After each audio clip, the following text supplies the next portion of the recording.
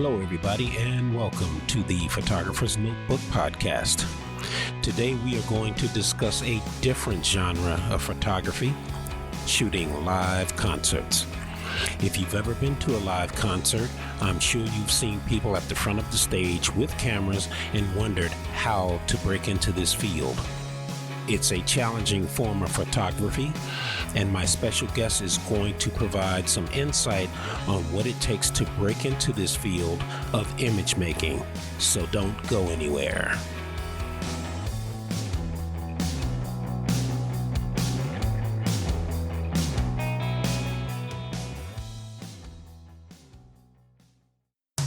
You're listening to the Photographer's Notebook podcast, the destination for inspiring photographer interviews and conversations. On every episode, we bring you photography tips and tricks to bring your photography to the next level.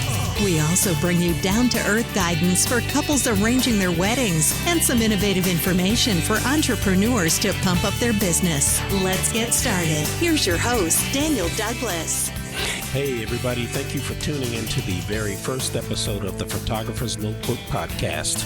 I'm thrilled to have on the show in studio one of the top concert photographers in the Washington, D.C. metro area. He's a classically trained musician and has photographed some of the top performers in the entertainment industry. He has taught classes on low-light photography and will share the ins and outs of how he got started in concert photography. Joining me in studio is Mike Byrd. Welcome to the show, Mike. Thanks, Danny. Appreciate you bringing me in for your very first podcast. It is an absolute honor to be here, my friend. The first time I met you, Mike, was at a workshop you taught on off-camera flash photography. And I know that you also shoot professional headshots, portraits, and events, as well as some top entertainers in the music business. So I just want to mention a few of those. For example, I know you've shot Extreme, Smash Mouth, Bryan Adams, and Toto. Those are just a few that you've had the opportunity to photograph. Which concert session that you photographed stands out to you? Probably the easiest one is Toto. Toto was one of the bucket list bands that I've felt like I've always wanted to photograph. As musicians, they're probably some of the most quintessential, musicians of our time. I mean, those guys that are in the band have done studio stuff for Michael Jackson. They've done studio things for Boz Scaggs. I mean, these guys are just pros in that field. So Toto probably stands out as the pinnacle at this point in time, only because as the respect I have for them as musicians, being able to photograph them was absolutely one of the highlights of being able to photograph concerts and live music. Were you able to actually meet Toto, or were you just in the pit? I was just in the photo pit. I didn't get on quick enough to get one of their VIP passes, which would have given me an opportunity. But just being able to photograph and being able to get the press pass, and we'll talk about that, I'm sure.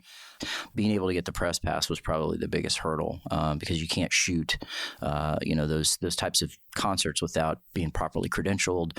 Getting those credentials can be a big pain if you don't know how to do it. So just getting that, I was happy. But you were just happy I was just happy to be there. I mean, to be perfectly honest. I mean, these guys are like legends to me in the music world, and being able to photograph them and come away with some really amazing shots that I thought were really, really good was just the highlight.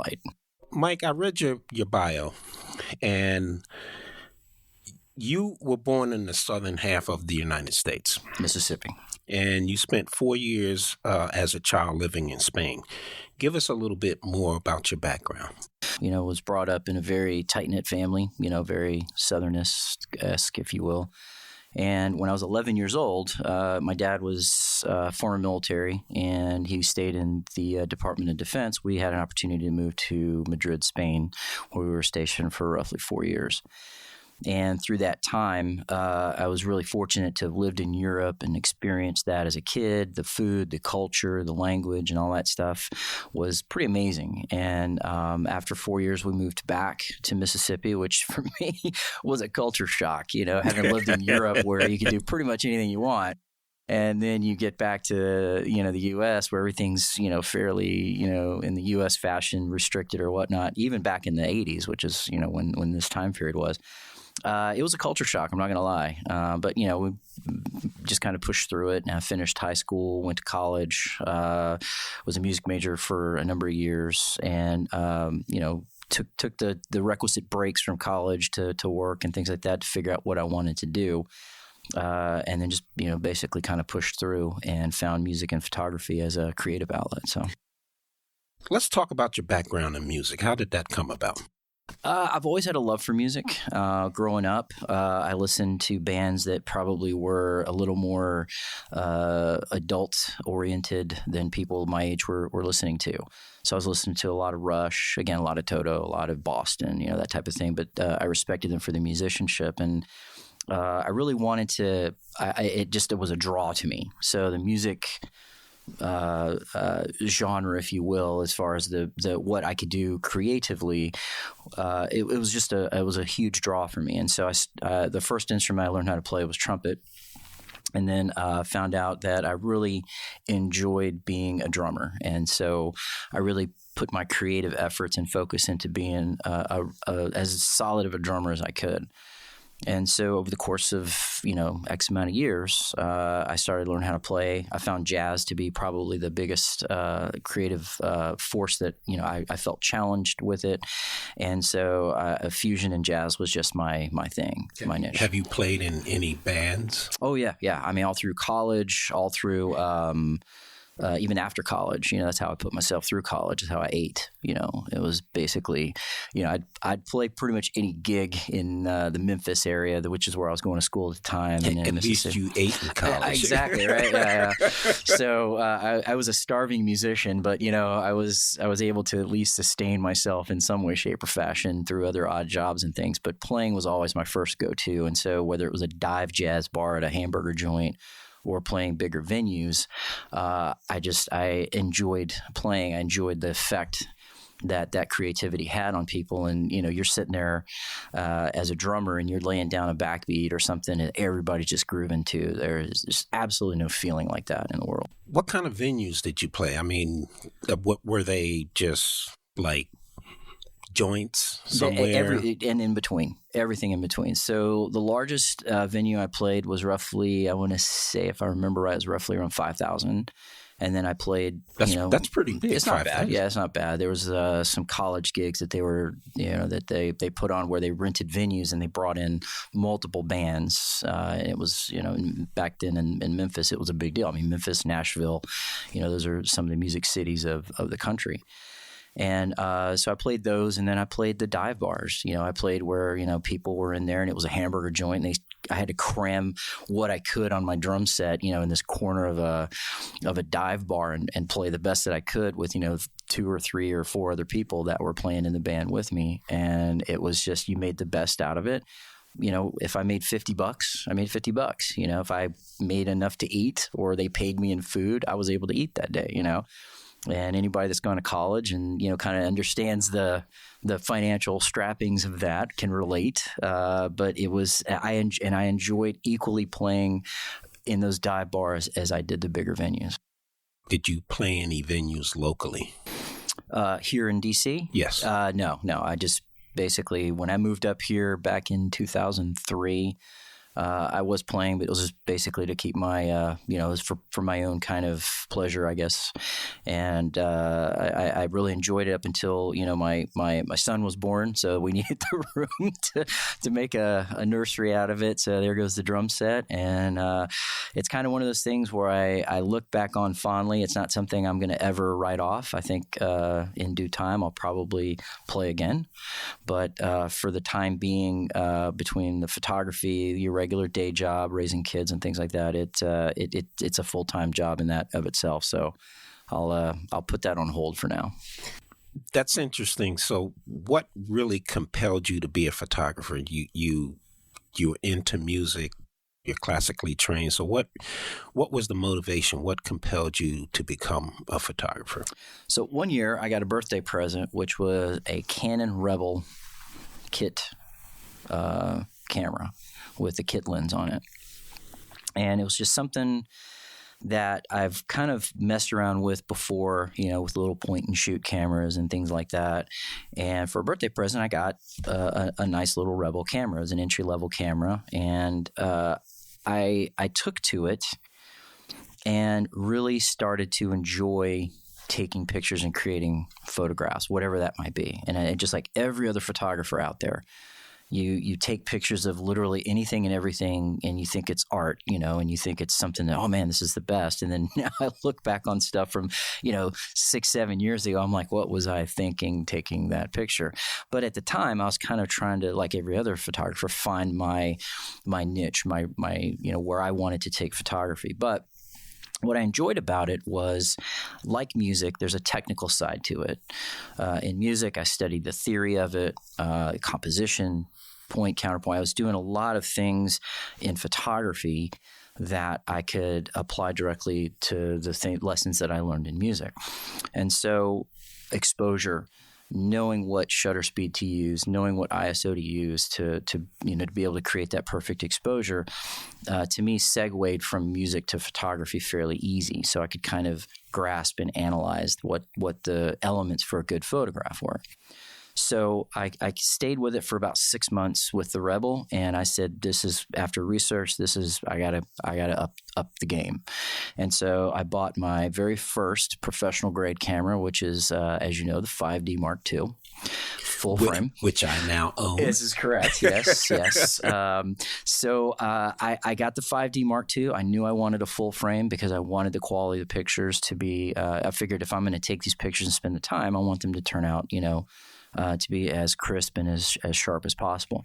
And then I started investing in lenses. I remember getting my first professional grade lens, which was the 70-200 2.8.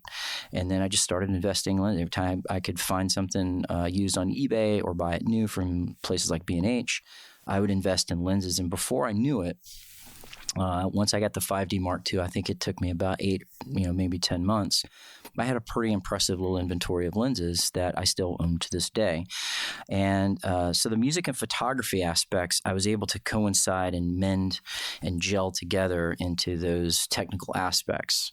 And so photography was a very interesting creative outlet for me post the musician Mike, now the photographer Mike. You and I kind of mesh and gel in certain ways. We're both gearheads. And when I took your off-camera flash workshop, and just to give a short background, because the story is not about me, it's about Mike. I've been shooting since the days of film. When I transitioned over to digital, my first camera in the digital world was a Rebel T2i.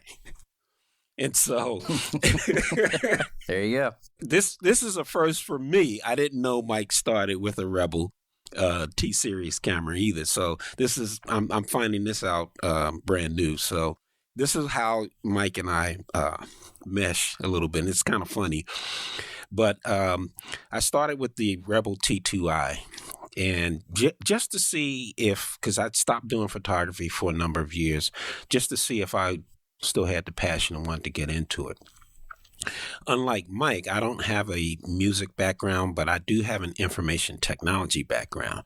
So that piqued my interest in digital. So when I stumbled upon this course, and I was used to just manual flashes and all that, so I was really struggling. And Mike knows that. He's shaking his head right now.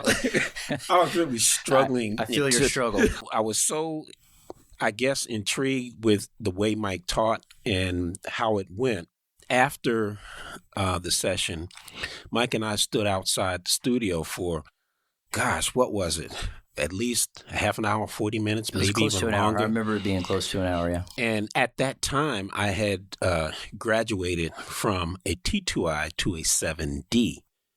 And so Mike and I was standing out talking, and I said, I want to do this whole full frame camera. The crop sensor is just not going to work for me anymore. And so early on, you heard when Mike graduated to his full frame, the 5D Mark II. I now have that 5D Mark II. that very same 5D that very Mark II. same camera. I bought it from him. He didn't know me from a hill of beans. I gave him a check, and he said, "I trust you, dude." Yep, absolutely. And we became really good friends, and I'm happy about that. So now, enough about me. No, continue, really. Let's move on. We talked a little bit about concert photography. I do want to know, and I'm sure folks out there want to know, how did you get started in concert photography? So take us through it. So it was a perfect storm, if you will. Like every photographer, I think I mentioned before, you're trying to find your niche. Do you want to do travel? Do you want to do commercial product photography? Do you want to do strictly portraiture and things? And you can relate to this because you and I were some of the founding members of Union 206 way back in the day. We were studio members, and I was using it to do model headshots and things. And I did enjoy the studio aspect of it, but I found event photography in particular to be very rewarding. I like the pace of it, and I like the fact that it forced me to know my craft on a level that a lot of people tend to maybe discount because if they're in a studio, they have, it's a studio. You have ultimate control. You can dial up or down your exposures and your strobe lights or whatever you're using. Whereas in event photography, you have just a finite amount of time to get those shots right, and your camera settings and your knowledge on how to get that exposure has to be pretty spot on. So I enjoyed that aspect. So I started to gravitate more towards the event stuff, and just do the studio stuff as kind of a side thing. So I started doing some research on event photography and came across a couple of people. Probably the biggest one is Todd and Chris Oyoung, and I encourage anybody and your listeners to go to their website. Owyong is their last name, and there's Todd and Chris, their brothers, and they do some absolutely phenomenal concert photography. And I started looking at it, and I went, again, being a musician and then being now a photographer, I'm like, the little light bulb went off, and I'm like, how did I not think of this before? And so I started really getting into learning that craft, and I bought a book by a gentleman by the name of Alan Hess, Hess, and he has a book called All Access. I still have that book to this day. And I read it, and it was a template for how to get into concert photography.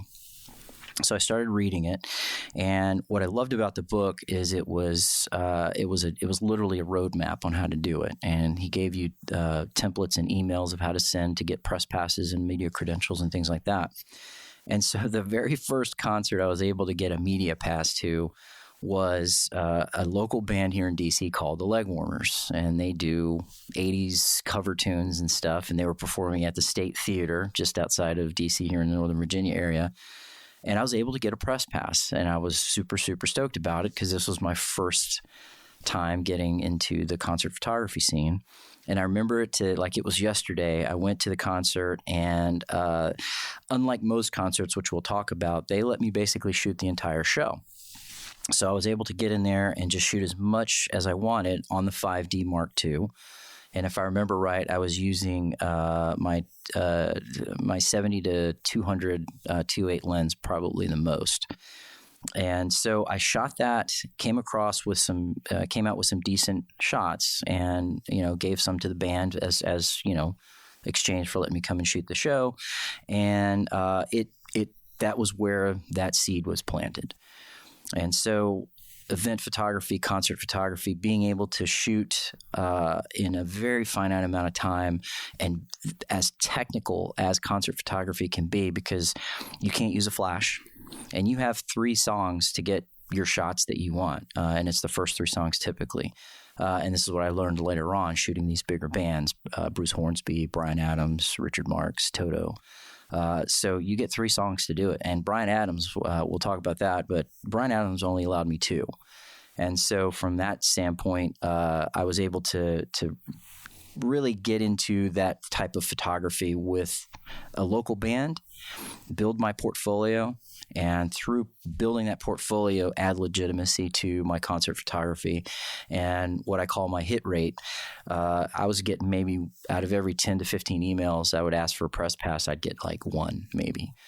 And then over time, you build your port like anything else, and people look at your work as you're a legitimate concert photographer.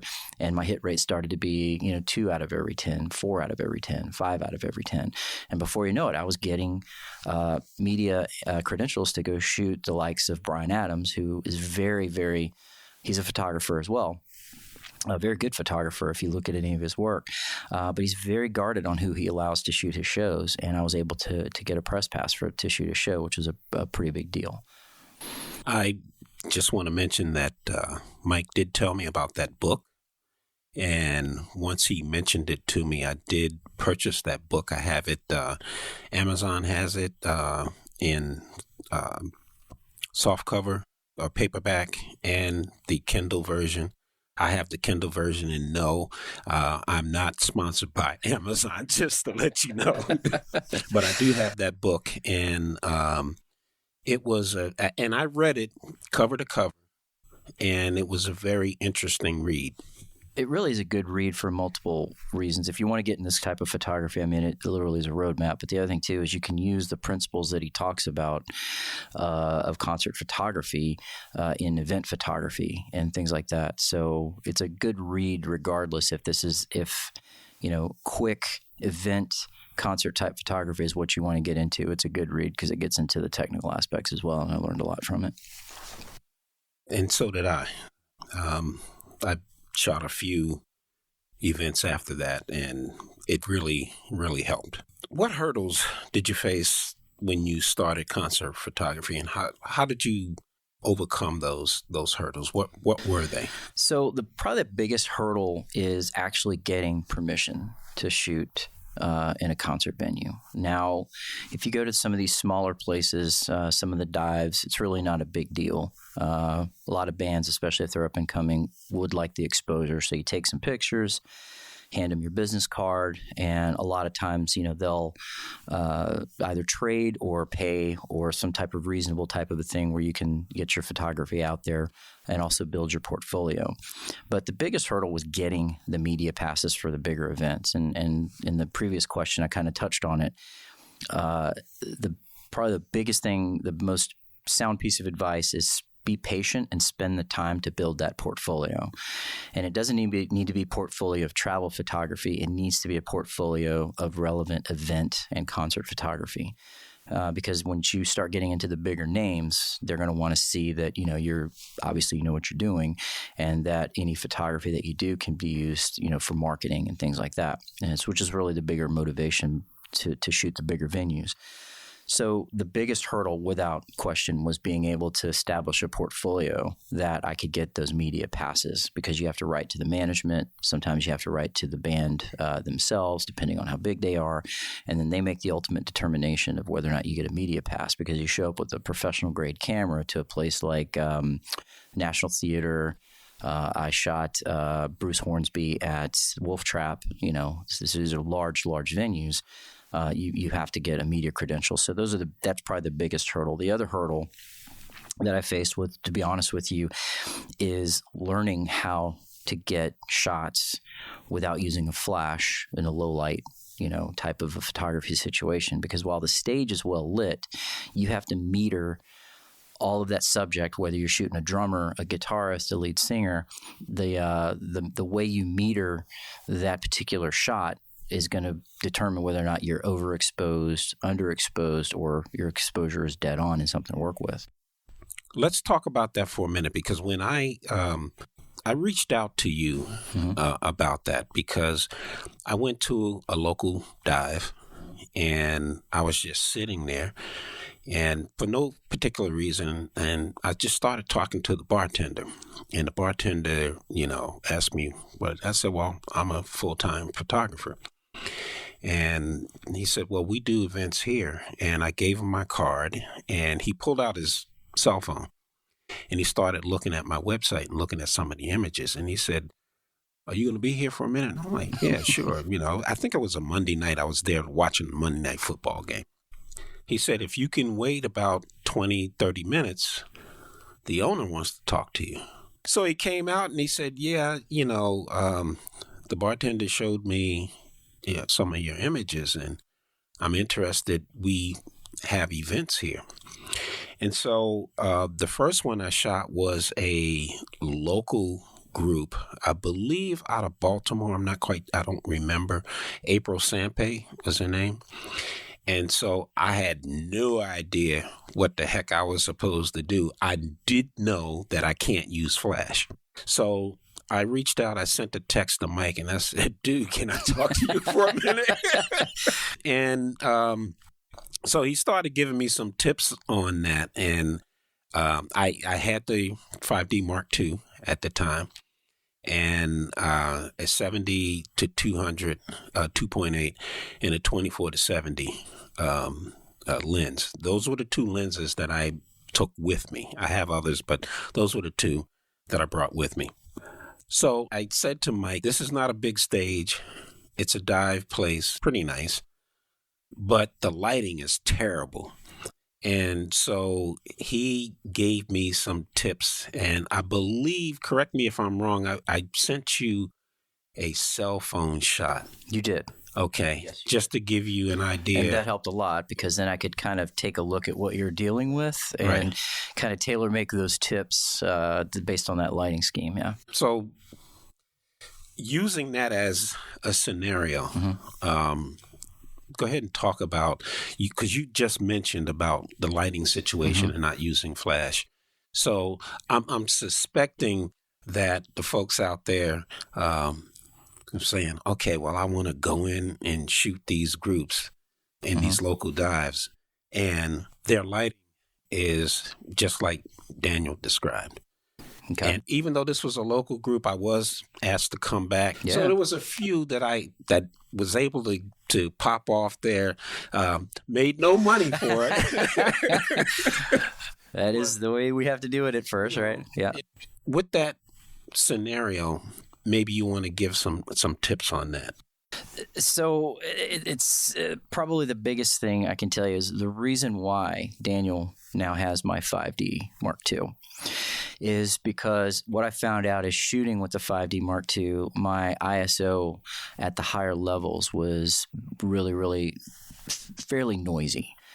And so when I would try to remove the noise in Lightroom or in Photoshop, it inherently it just softens your picture a little bit.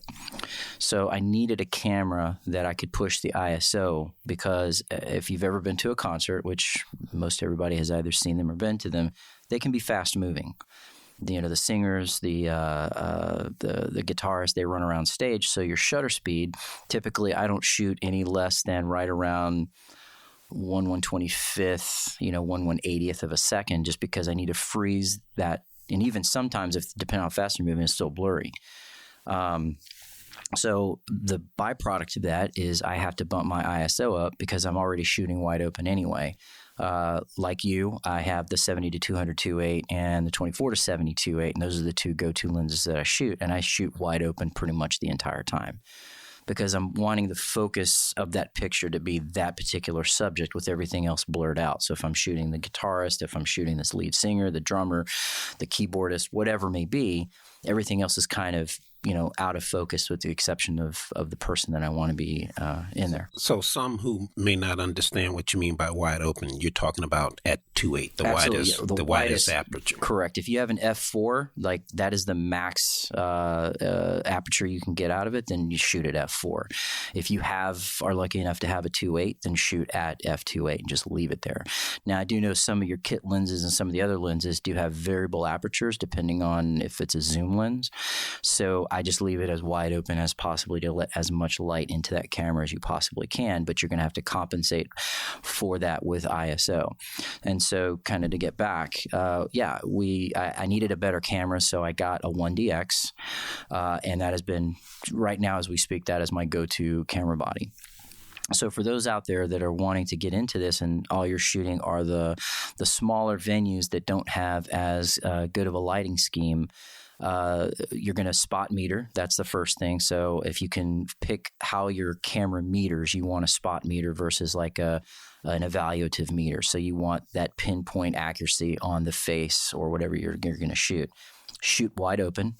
As low of an aperture as you can, meaning as much light as you can, and then you really want to make sure that your shutter speed is right around. If you have image stabilization on your lens, just that much the better.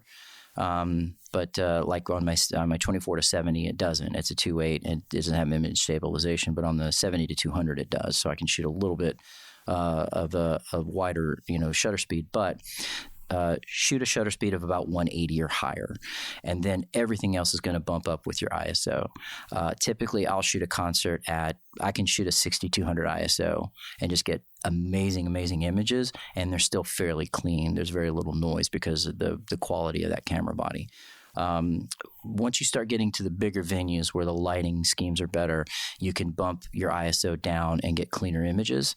But that's going to be at the bigger venues because the lighting systems, they spend more money on it. So those are probably the biggest tips. And I think those are the ones I gave you: is the spot meter, shoot wide open, bump your ISO literally as high as you can get it before you just have too much noise to deal with, and then make sure your shutter speed. I wouldn't go below 1/180th of a second. I did exactly what Mike said.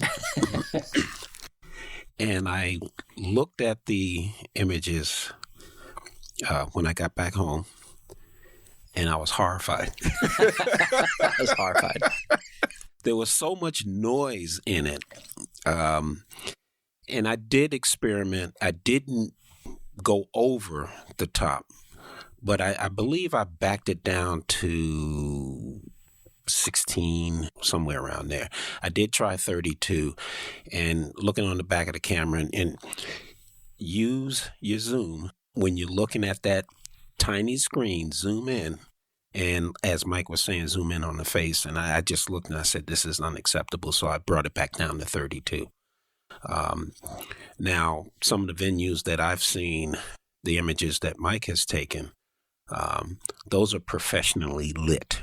And so my assumption is, because I haven't shot anything like that, my assumption is that you're going to get a better image out of those types of venues if you can get in.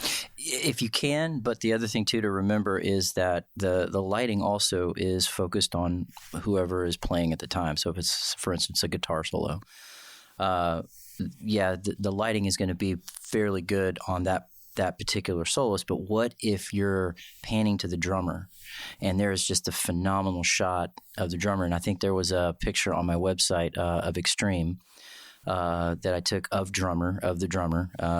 K-Fig is his name. And that was a completely low light situation that I just saw a shot and I said, this is a great shot. And I clicked it and it turned out well, but I had to immediately dial up my ISO on the fly to be able to get that shot. Otherwise it would be underexposed because all of that lighting was focused on, I believe the lead singer at the time, but there was this shot of the drummer that I really wanted. And so being able to make those on-fly adjustments quickly brings your concert photography to the next level. And as the more you shoot, you're going to figure out that rhythm. Because again, you only have 3 songs to get that shot. And my hit rate went from, I would shoot, let's say 600 exposures. My hit rate went from maybe 5 of those 600 that were usable to I would get, 20, 30 out of that 500-600 shots. And so I was coming away with a lot more usable images as the more experience you got shooting those that type of photography. However, you're absolutely right. You need to mess around with your camera. You need to know where those dials are. I read this somewhere. I wish I could give credit to where credit is due, but I'll paraphrase it. It's like driving your car. You know where the gear shifter is. You know where the pedals are. You know where the horn is and the blinkers and the washer, for the wipers. know where that stuff is on your camera because it needs to be automatic, specifically in this type of photography because it's so fast paced. If you're messing around trying to figure out how to dial up your ISO or dial down your ISO, you're going to miss that shot. And then when you miss that shot, you can never get that shot back. So being able to effectively adjust your camera on the fly quickly is going to be a skill that's going to pay dividends as you continue to move down this type of venue. One other question about that. Mm-hmm. Composition. Okay. So I know when I shot the first one, the lead singer, female, she was very animated. And the lighting wasn't professional lighting. So it kept changing. And I know when I sent you the images, you had a comment. It's like, I believe, what was it? It was something about the color, if I remember correctly. And you said maybe I over-sharpened or something like that. I don't quite remember what you said. Okay. But I said, no, that's the lighting. That's there. This is what I'm dealing with, Mike. Yeah, that's the lighting. It's not professional. It was some guy in the back. It was regular light switches in the house, right? That you have in your house, and they was just flicking them on and off, or it had dimmers on it, And you said, "Oh, okay." In that case, yeah. But you did mention a couple of things about my composition, and be honest with you, I wasn't thinking about composition because things were moving so fast. But what I did want to do was that the drummer wasn't on a riser, which they usually are. And I got a couple of shots. I didn't send you the one on the drummer because they stunk. Okay. But Fair I enough. did send you one of the bass guitar player. Yep. And I sent you one of the keyboardist. I remember that one. And the shot was for the bass guitar player. It was a couple of shots. Mm-hmm. One strumming the strings only, and then a wider shot of him. But sent you one of the keyboardist. I don't know if I had the image of him. Was it wide or? I think it was the one you sent me was a wider shot, if I remember right. Yeah. Okay. So, do you think about composition when you're shooting? Because this is, and even in a dive, it's fast. Very fast. It's very fast. And I had the opportunity. There was no pit because Mike was saying, "Well, you're going to get in the pit. What's a pit?" Right. And you explained that to me. I'm like, no, it's not like that. Let me send you a photograph of this place. So, composition. What's your tips on that, and do you think about it when you're shooting? At first, I didn't because I'm like you. I was more concerned about exposure because I would kind of spot check, on the viewing screen in the back of the camera to see if I was overexposing or underexposing. So composition kind of, for my first couple concerts, went out completely out the window. As I started to get more comfortable with the camera, composition became, again, as important as getting the exposure. So here's a couple of tips. If you're shooting the guitarist, make sure the entire guitar is in the shot. You don't want to cut the neck off. You don't want to cut the body of it off. If you can compose your shot, whether you're doing portrait or landscape orientation, try to get the entire guitar into the shot. It's just more pleasing to the eye. If you're shooting the drummer, try to get one, if not both sticks somewhere in the frame. Because while, yes, he's sitting behind a drum set, most of the shots, like, again, Alan Hess, Chris and Todd, if you look at the shots that they've done, the composition that they have conveyed in their photography really is pleasing, and because the drummer's tools to play his instrument are the sticks, it's a good idea to have those one, if not both of them, in the frame. So I kind of took that rule of thumb, if you will. With the keyboardist, I try to get as much of the keyboard in the frame as well. There's a great shot on my website of Bruce Hornsby playing at the Wolf Trap, and it's probably one of my better shots, particularly from that concert. And I really enjoyed it because I got as much of that piano, and that's what Bruce Hornsby is known. That's his thing. So you want to try to lend what you're conveying based on that picture and compose accordingly. And so when you're shooting concerts, make sure you get as much of that person's instrument in frame as possible. If you're cutting the neck off for the guitarist, granted, there's some great shots where not the entire, guitar is in frame. Just use it as what I do, as, again, kind of a guidelines to compose your shot. And I shoot probably about half and half. I'll shoot landscape and portrait because I want to lend depth and I want to lend spatial kind of awareness to the shot when I shoot landscape. When I shoot portrait orientation, all I'm doing is focusing on that particular subject that I want in the frame. And so I'll try to compose that shot where I get as much of the instrument, take the background out of it because you do have, amps and chords and all kinds of different things. Sometimes you can get rid of it in post. Again, Photoshop's gotten really good with their content-aware, software. But on a whole, I've really come full circle in that I try to get as much right in the camera so I don't spend 4 hours on one shot in post trying to remove a bunch of stuff or try to correct the exposure levels or whatever. So from the composition standpoint, those are several tips that I've taken that I think have kind of really paid dividends for me. And all of those tips helped me out. I'm glad.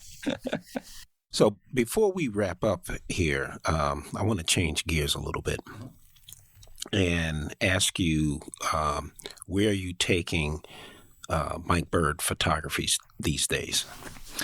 So I've taken a bit of a break, as you know. Your daily life kind of gets in the way of other things. So I will never give up photography. It's something that is a passion of mine. I still have all of my studio gear. I still use it. I've more focused on the private clients, doing the headshots, doing some of the executive portraiture type stuff. It's something I can still focus on and do. I haven't shot a concert in a while, only because, again, with the day job and that type of thing, it's something that I won't ever give up. But what I've done is I've started to get into the blog and the vlogging scene. I've recently established a YouTube channel. I've recently started blogging a lot more on things that interest me. I feel like this day and age, if I can lend a voice to help somebody out and pay it forward, because, again, I've met some phenomenal people over the course of my time being a photographer and now, getting into the video scene. And I will give absolute props to you, Daniel. You were into more of the video scene than I was. And so Daniel has paid it forward for me where I've helped him out with his still photography. He's helped me immensely with getting on board with the video scene. And so I've found that the video scene is, if you were to ask me a year ago, would I be doing this? I would look you straight in the face and go, heck no. But now that I've started to cut a couple of the YouTube videos that I have, which you've helped me with and starting to do a lot more on that scene, I've found it pretty doggone. It's addictive. It is very addictive. And, just having to learn. And again, with Lightroom and Photoshop, I've been doing still photography now for going on, 8-9 years. I still learn stuff in Photoshop and Lightroom that I didn't know. It's just a constantly evolving piece of software, and there's always something new to learn. But I felt like I have a pretty good, grasp of it. Fast forward to today, I'm learning Adobe Audition and Premiere Pro, and it's just basically like learning a brand new Lightroom and a brand new Photoshop, but being able to, again, create something, and it's got motion to it and sound and music and dialogue. It's pretty doggone amazing. So I've really started to take to this whole video thing a lot more, and I've found it pretty doggone rewarding to be able to create something that people watch and enjoy and get something out of. The photography industry for pros like you, me, we're not Lindsay Adler type. I wish I was. Joe McNally. Joe McNally, Matthew Jordan Smith. Exactly. Peter Hurley. Yes, Peter Hurley. Some of the folks that we like. Yeah, shabam. Yes. Video, motion. And you use the term motion, and I like using that term, motion. I feel that still photographers today, if they're not getting into motion, they're doing themselves a disservice. That's just my opinion on it. I do know some pro photographers, and I met a few, that they will either have someone who does videography shoot their behind the scenes session. I've had some photographers tell me, professional photographers said that they will do time lapse of their studio sessions and hand those off to their clients and say, and not just the portrait clients, but we're talking about commercial as well. So in your opinion, how important do you think it is, since you just started doing video, and I know Mike and I were texting each other back a few weeks ago to 2, 3 o'clock in the morning. Absolutely. So how, now that you've done that, how important do you think motion is for a still photographer? I would say, like you said, unless you're the Joe McNallys, unless you're the Scott Kelbys and the Peter Hurleys and the Lindsay Adlers, and you're making just a great living shooting those stills, I think photographers nowadays, because at least here in DC, as you know, it's such a saturated market. The prevalence of cameras and the technology, a lot of people will go out and buy a used, full frame camera and a couple of lenses and call themselves a pro photographer and undercut you and me, by several $100 on a project. But again, for your listeners out there, again, you get what you pay for, and you want to do the research on your photography, on your photographer. But as I evolved into the video stuff, I can honestly say now, I've only been doing video now for 4 or 5 months or so, right? I kick myself for not having gotten into this earlier. I think it's a great side thing that a photographer can do, because the principles are still the same. Your lighting is still the same. You need to have good, solid lighting. You need to have good exposure.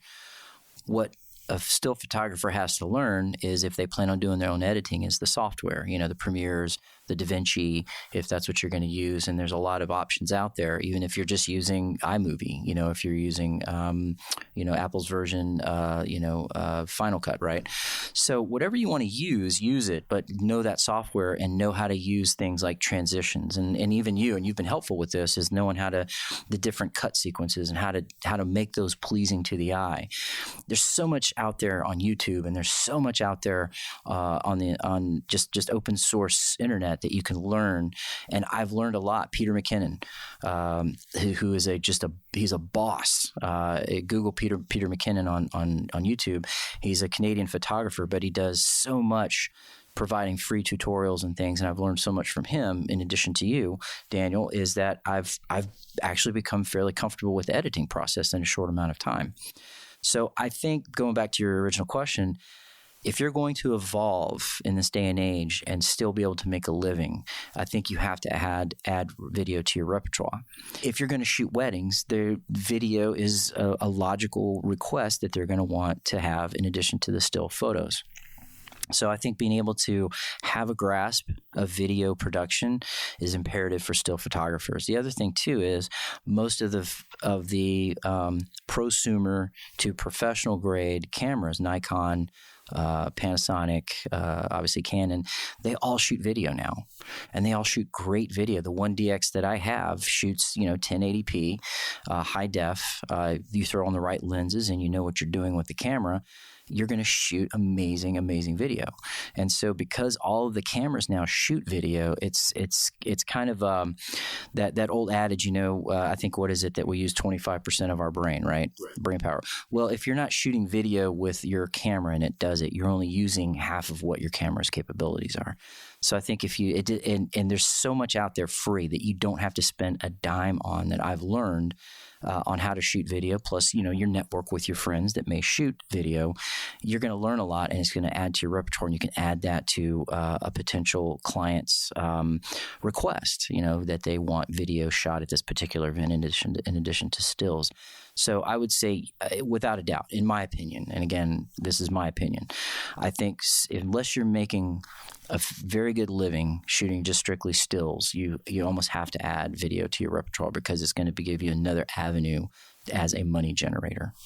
I'm just going to let Mike close out here and talk about that little video shoot and what he's doing with motorcycles these days. Yeah, so it's a funny thing. I have a lot of passions in my life, and I've recently got into motorcycle competition. And so I pinged Daniel here about helping me out and shooting some things, because what I found out in a nutshell, I wanted to do a lot of modifications, and there was no information out there. There was little to none on the stuff that I wanted to do to my bike. And so I looked at that, and I took a step back in the over analytical personality that I have, and I said, why can't I provide some of that information in a centrally located YouTube channel? And that's when I pinged you, and we started to looking at going out to the parking lot that we used, and you'll see on the videos, if you go to my YouTube channel, a lot of that footage was shot by Daniel. And what I found is that through that I've really ignited this kind of joint passion between videography and my motorcycle riding. And so what I'm doing now is I'm trying to provide tutorials and training on people that is a very, very specific niche. I'm not looking to go out and buy my next home in my summer home in Tuscany with this. But what I've figured out is trying to provide information and tutorials and instructional things on being a safer rider, if you want to get into competition like I've been doing that sort of stuff. So the videography, and that is kind of what's centered around my YouTube channel, but also keeping that common thread that I have with photography, and as you said, as we both affectionately call each other, gearheads.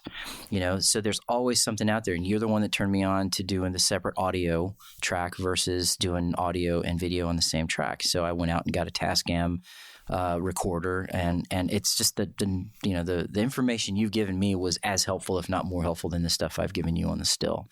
And so that's what I've kind of decided I was going to take the next avenue, blog about it, vlog about it, do good quality video productions on YouTube as my outlet, as my creative outlet, and continue to kind of go along that route. And that's what I've chosen to kind of, how long is this going to go? I don't know, but it's something that I really enjoy doing it. So I'm going to actually just kind of see what the full potential is going to be with this. You did enter a competition in York, Pennsylvania? Gettysburg. How did that come out? My very first competition, I placed third. So, and it was 60 something riders out there. So I was pretty happy that I placed as high as I did. And so now I've been bitten by the bug. And I plan on doing a lot more with that. And if I can, just real quick too, just to wrap up with the photography aspect, I wanted to make sure that I conveyed this to folks. Be patient. Establish your portfolio. If this is the type of photography that you want to get into, it's high paced. It's very competitive. Getting those media passes can be a bit of a pain sometimes, but do the homework on the band, know what you're shooting, listen to that music before you go in there and shoot, so kind of know what that music and style is. There's YouTube concert footage of probably that band somewhere.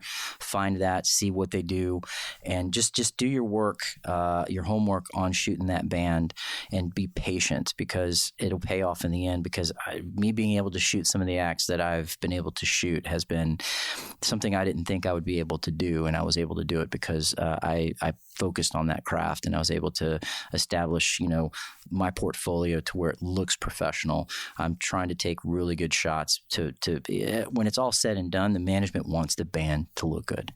And if you're taking crappy shots, they're not going to want to give you a media pass. If you're taking great shots that they feel like they can use, and I've been very fortunate where I'm now getting the licensing, I'm now getting the fees for them to use it for marketing. It's been a really kind of great run, and it's it's something that I'm not ever, as we said before, going to give up. So this is something that's been a passion of mine, so I'll stick with it. That's it for today's show. Mike, thank you for coming on the show, buddy, and sharing your knowledge with us. Daniel, it's been an honor, buddy. Subscribe to the show and check out the show notes for all the links on today's show. Until next time.